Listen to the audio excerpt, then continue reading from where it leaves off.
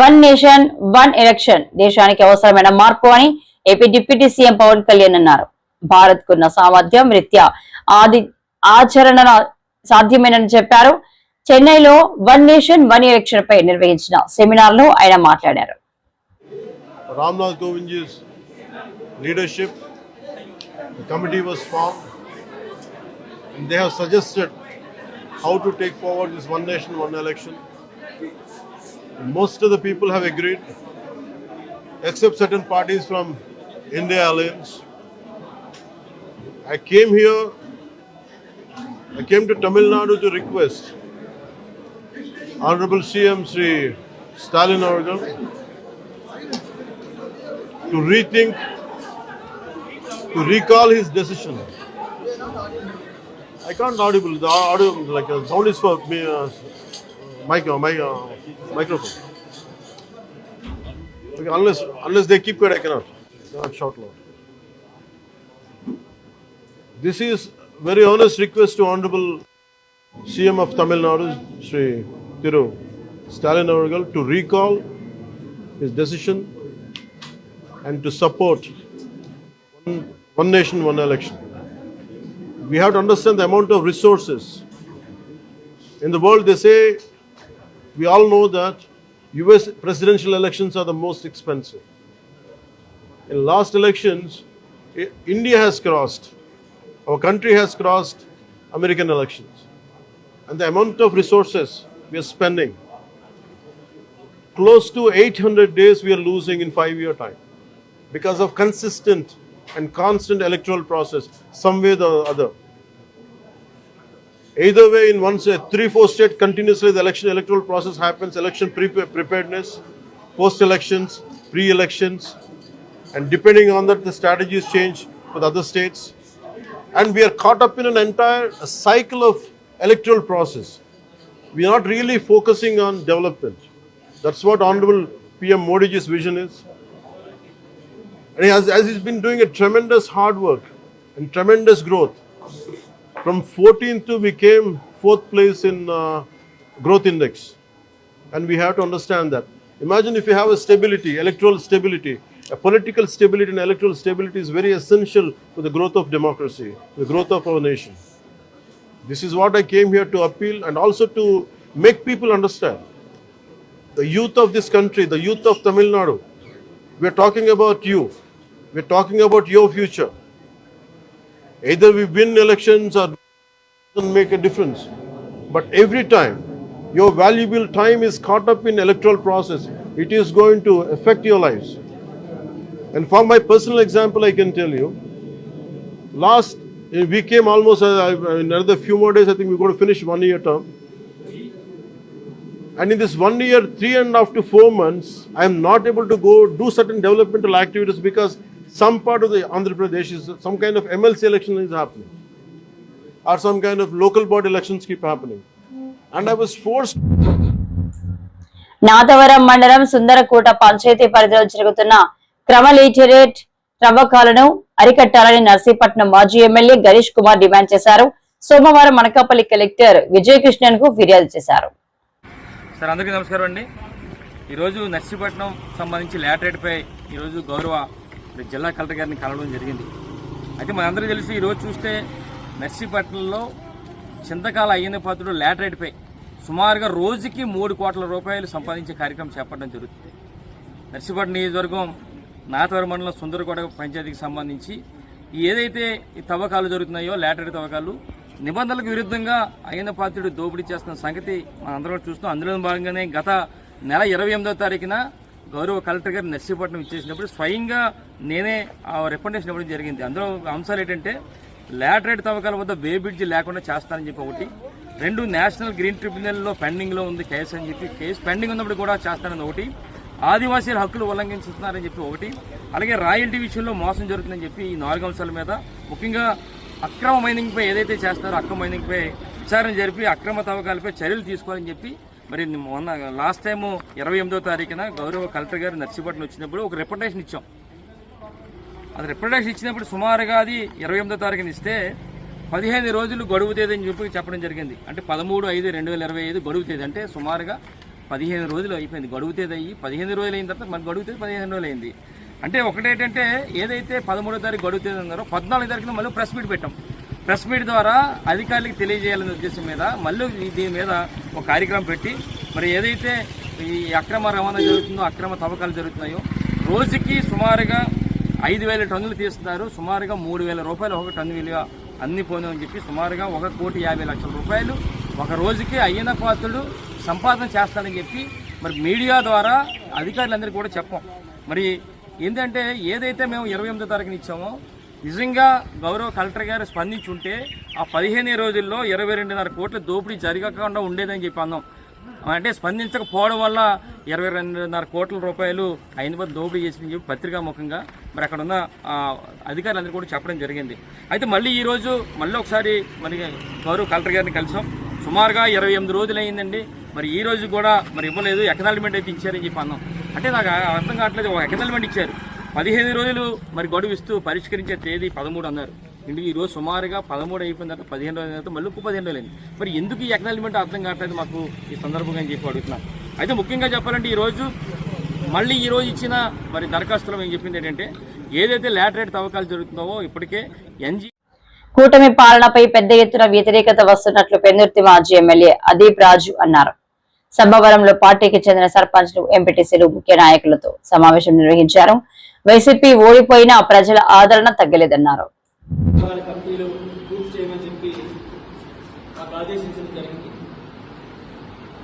దానికి సంబంధించి ఈరోజు సభవరం మండలం ప్రధానంగా సభవరం మండలంలో ఉన్నటువంటి సర్పంచ్లు, ఎంపీటీసీలు, అదేవిధంగా ఎంపీపీ గారు, రవి గారు, రాము గారు, ఇతర ముఖ్య నాయకులందరితో కలిసి మరి వాళ్ళకి సమావేశం అవడం జరిగింది.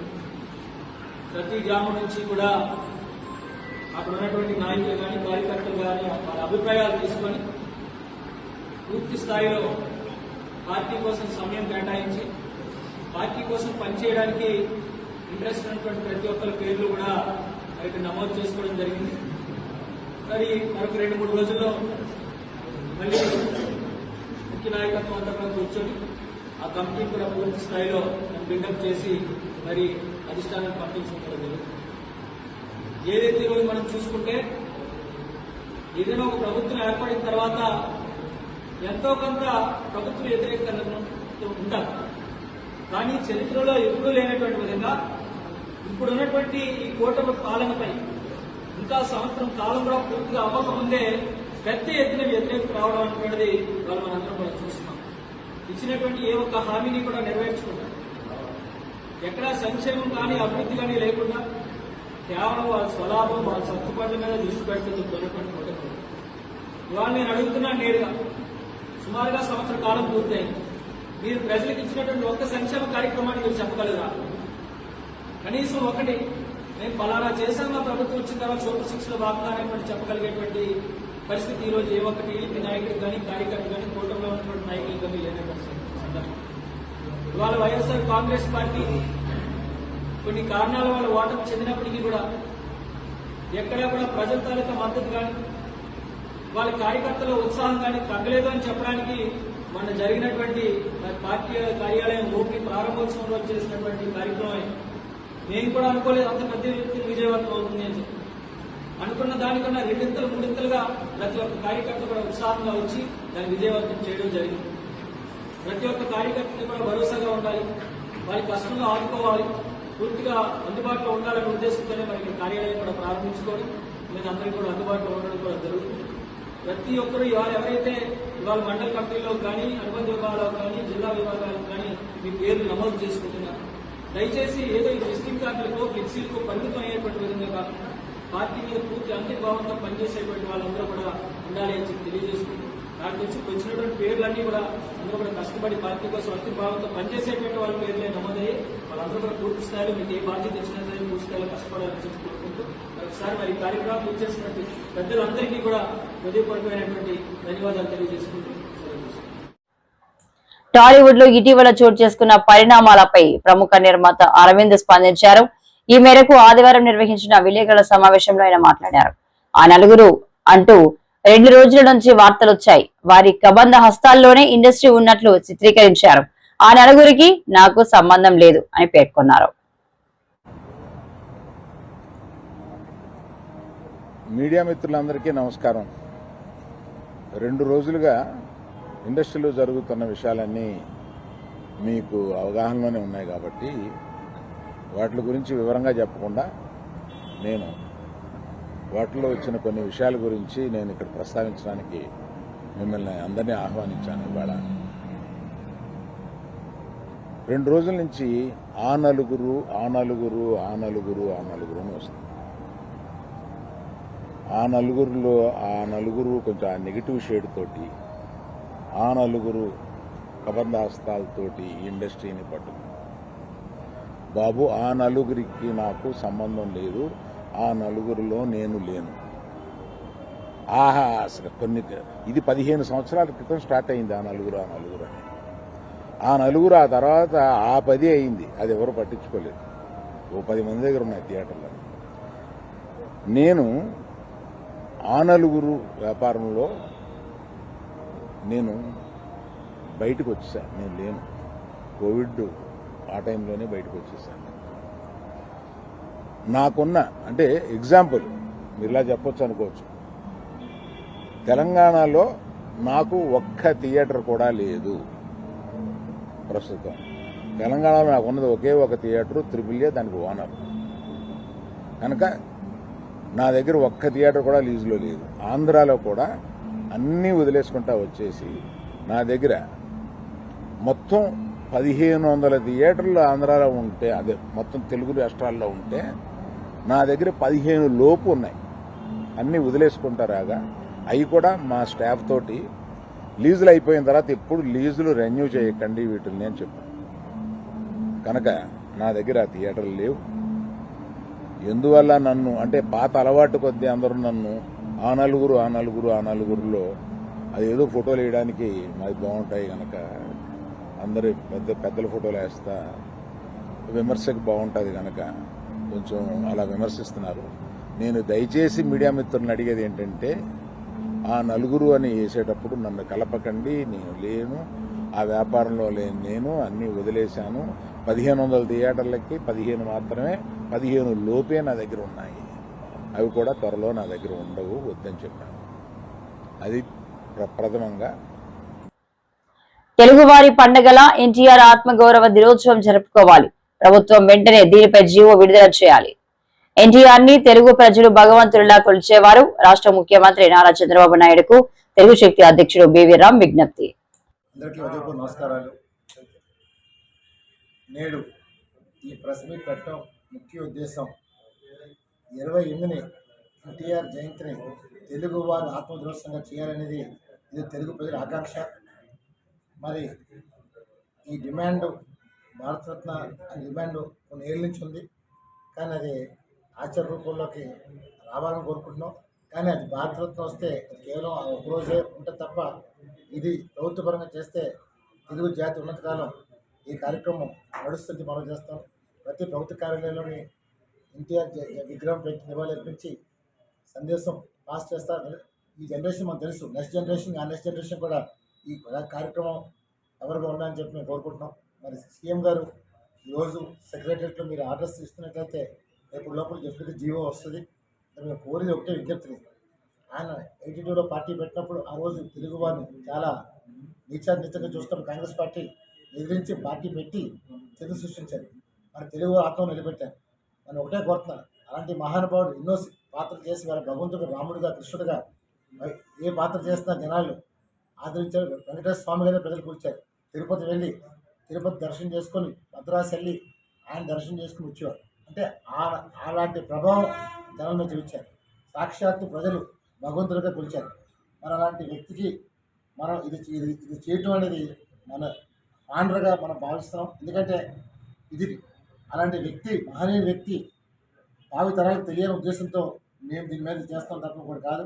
అందులో డెఫినెట్గా చంద్రబాబు నాయుడు గారు ఒకటే కోరుతున్నాం, వేళ ఆర్డర్స్ ఇవ్వని కోరుతున్నాం. మరి పవన్ కళ్యాణ్ గారు, పురంధేశ్వరి గారు కూడా, ఎందుకంటే మీరు బీజేపీ రాష్ట్ర అధ్యక్షులుగా ఉన్నారు, అలాగే స్వయాన మీ ఇండియా మీ తండ్రి గారు, దాన్ని డెఫినెట్గా మీరందరూ కూడా కృషి చేసి డెఫినెట్గా ఇది ఒక మంచి కార్యక్రమం, ఇది చిరస్థాయి మిగిలిపోయే కార్యక్రమం.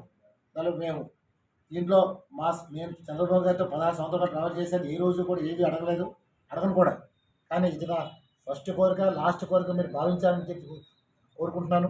దాన్ని డెఫినెట్గా రేపు మహానాడు కడపలో చేస్తున్నారు. ఆంధ్రప్రదేశ్ చరిత్రలో ఫస్ట్ టైం కడపలో మహానాడు పెట్టారు 43 సంవత్సరాల పార్టీలు. దాన్ని డెఫినెట్గా ఇది కడపలో మీరు ఇది రేపు ప్రకటన వస్తుందని, మహానాడు వేదిక మీద చంద్రబాబు గారి ప్రకటన చేస్తారని మేము ఆకాంక్షిస్తున్నాం. డెఫినెట్గా తెలుగు జాతికి దీపావళి కంట, సంక్రాంతి కంట, ఉగాది కంట, దసరా కంట ఇది ఒక పెద్ద పండగగా భావించే ఎన్టీఆర్ జయంతిని చరిత్రగా ఉండిపోయేలాగా చేస్తారని కోరుకుంటూ చంద్రబాబు గారు సెలవు తీసుకుంటారు. అభివృద్ధి సంక్షేమాన్ని గాలికి వదిలేసిన కూటమి ప్రభుత్వం డైవర్షన్ పాలిటిక్స్ లో భాగంగా వైఎస్ఆర్సీపీ నేతల్ని అక్రమంగా అరెస్టులు చేస్తున్నారు. ఏనాడు మైనింగ్ ప్రాంతానికి వెళ్లని కాకాని గోవర్ధన్ రెడ్డిని మైనింగ్ కేసులో అరెస్టు చేయడాన్ని తీవ్రంగా ఖండిస్తున్నామని అనిల్ కుమార్ యాదవ్ అన్నారు. తర్వాత స్వతంత్రం వచ్చిన తర్వాత ఎన్నడూ లేని విధంగా ఈ రాష్ట్రంలో అరెస్టులు చూస్తా ఉన్నాం. మాజీ మంత్రులు కానీ, శాసనసభ్యులు కానీ, కార్యకర్తలను కానీ, చిన్న చిన్న వాళ్ళని కానీ ఏ విధంగా హింసిస్తా ఉన్నారు, ఏ విధంగా కూడా అరెస్టులు చేస్తా ఉన్నారు. ఈ రాష్ట్రంలో పరంపర అంతా కూడా చూస్తా ఉన్నాం. ఈ రాష్ట్ర ప్రజలందరూ కూడా చూస్తా ఉన్నారు. ఎందుకంటే అభివృద్ధి లేకుండా, సంక్షేమం అనేది లేకుండా కేవలం దాన్ని కప్పుపుచ్చేదానికి, దాన్ని సైడ్ లైన్ చేసేదానికి ఈ రాష్ట్రంలో ఏమేమి జరుగుతున్నాయో అందరూ కూడా చూస్తా ఉన్నారు. అందులో భాగంగానే మన జిల్లాలో కూడా మాజీ మంత్రివర్యులు వైఎస్ఆర్ కాంగ్రెస్ పార్టీ అధ్యక్షులు కాకాని గోవర్ధన్ రెడ్డి గారి మీద 2 నెలల క్రితం కేసు కట్టడం జరిగింది. అందులో భాగంగానే ఏ రోజు కూడా మైన్ ప్రాంతానికి వెళ్ళిన వ్యక్తి, అక్కడ ఎప్పుడు కూడా లేని వ్యక్తి ఒక అక్రమ కేసు పెట్టడం, దానికి సంబంధించి దాంట్లో మళ్ళీ అనేక కోణాలలో ఎస్సీ కేసులు పెట్టడం, అన్ని కూడా కేసులు కూడా చూస్తాం. కానీ ఖచ్చితంగా ఒక అక్రమ కేసు పెట్టినప్పుడు, ఒక తప్పు కేసు పెట్టినప్పుడు ప్రతి ఒక్క పౌరుడికి కూడా దాన్ని ఖచ్చితంగా కోర్టులో ఛాలెంజ్ చేసే రైట్ ఉంటుంది. అది అందులో భాగంగానే ఏదైతే జిల్లా అధ్యక్షుల వారు కానీ కోర్టును ఆశ్రయించడం జరిగింది. ముందస్తు బెయిల్ కోసం కూడా ఆశ్రయించడం జరిగింది. అందులో భాగంగా కోర్టు సెలవులు రావటం, కొద్దిగా హైకోర్టులో కూడా కొంచెం పెండింగ్ ఉండటం, అందులో భాగంగానే ఈరోజు మీ మీడియా ముఖంగా అందరి వేళ గోవర్ధన్ రెడ్డి గారిని అరెస్ట్ చేశారని చెప్పి కూడా చూస్తానే వింటా ఉన్నాం. అదే కొంత అధికారులు కూడా, ప్రెస్లు కూడా కొంత పోలీస్ అధికారులతో మాట్లాడితే కూడా అరెస్ట్ చేశామని చెప్పి చెప్పడం కూడా జరుగుతుంది. ఈరోజు ఒకటి అడుగుతా ఉన్నాం, సరే రైట్, అరెస్ట్ చేసిన తర్వాత తప్పకుండా ఏ విధంగా కొట్లాడాలి, ఏ విధంగా జ్యుడిషియల్లో ఫైట్ చేయాలనేది మాత్రం తప్పకుండా చేస్తాం. తప్పకుండా వైఎస్ఆర్ కాంగ్రెస్ పార్టీ పక్షాన అందరం కూడా జిల్లాలో ఉన్న నాయకత్వం అందరం కూడా గోవర్ధనానికి అండగా ఉంటాం. ప్రతి ఒక్కరూ కూడా వైఎస్ఆర్ కాంగ్రెస్ పార్టీలో ఒక కుటుంబంలో ప్రతి ఒక్కరు కలిసి ఏదైతే జరుగుతున్న వాటి మీద కలిసికట్టుగానే మేము ఇచ్చేస్తాం. తప్పకుండా ఏదైతే కోర్సును అరెస్ట్ చేసిన తర్వాత కొద్దిగా పోలీస్ వ్యవస్థ కానీ, ఎందుకంటే జిల్లా మంత్రి గారిని అరెస్ట్ చేసిన తర్వాత వచ్చి ఎప్పుడో అరెస్ట్ చేశాం, లేదు మేము పలానా టైం పెడతాం అని తొందరగా బయటకు వచ్చి వాళ్ళకు బులెటిన్ రిలీజ్ చేస్తే బాగుంటుంది. అలా కాకుండా తీసుకొచ్చి ఏడాది కానుకగా 784 కోట్ల ఆస్తి పన్ను పెంపు. సిపిఎం రాష్ట్ర కార్యదర్శి వర్గ సభ్యులు సిహెచ్ బాబురావు. కూటమి ప్రభుత్వం సంవత్సర పాలన పూర్తి సందర్భంగా పట్టణ ప్రజలపై 784 కోట్ల రూపాయల ఆస్తి పన్ను పెంపు కానుకగా ఇస్తుందని సిపిఎం రాష్ట్ర కార్యదర్శి వర్గ సభ్యులు సిహెచ్ బాబురావు తెలిపారు. కూటమి ప్రభుత్వం ఇచ్చే కానుక ఏమిటంటే ఇంటి పన్ను, ఆస్తి పన్ను ఇప్పటికి పెంచిందే కాదు, మళ్ళీ పెంచడానికి ఇంటింటికి కొలతలు తీసుకోవటం ప్రారంభించారు. సుమారుగా 784 కోట్ల రూపాయలు ఒక సంవత్సర కాలంలో భారం పడబోతుంది. అంటే ఇప్పుడు ఉన్నటువంటి పన్నుల మీద 35% ఇంటి పన్నులు ఒక్క సంవత్సరంలోనే పెరుగుతాయి. అయితే వాళ్ళ లక్ష్యం 784 కోట్లు, కానీ అది 1500 కోట్ల రూపాయలకి చేరినా ఆశ్చర్యం లేదు. మేము అడుగుతున్నాం, సూపర్ 6 హామీలు పూర్తి స్థాయిలో అత్యధిక భాగం అమలు జరగల. బాధుడే ఉండదు అని ఆ రోజు హామీ ఇచ్చారు. ఒకవైపున విద్యుత్ బాధుడు, ఇప్పుడు పట్టణాల్లో ఇంటి పన్నుల బాధుడు. అంటే ఇప్పుడు ఇది ఉమ్మడి బాధుడు, కూటమి బాధుడు. గతంలో ఉన్న ప్రభుత్వం వైసీపీ ప్రభుత్వ దారిలోనే ఇవాళ ఉన్న కూటమి ప్రభుత్వం కూడా నడుస్తూ ఉంది. ఆనాడు ఈనాడు కేంద్రంలో ఉన్న బీజేపీ నరేంద్ర మోడీ ప్రభుత్వం ఆదేశాలు ఇస్తే వాళ్ళు లొంగిపోయి పన్నులు పెంచారు. ఇది కూటమి ప్రభుత్వమే కాబట్టి అడ్డగోలుగా పన్నుల భారాలు వేస్తా ఉన్నారు. గతంలోనే ఆస్తి విలువను బట్టి, క్యాపిటల్ వాల్యూను బట్టి పన్ను వేసే విధానాన్ని వైసీపీ ప్రభుత్వం చట్టం మార్చేశారు. అలాగే 198వ నెంబర్ జీవో విడుదల చేసి పన్నులు పెంచారు. దాదాపుగా గత ప్రభుత్వంలో 4 ఏళ్లలో 948 కోట్ల రూపాయలు గత 5 ఏళ్లలో భారం పడింది. ఇప్పుడు ఈ ప్రభుత్వం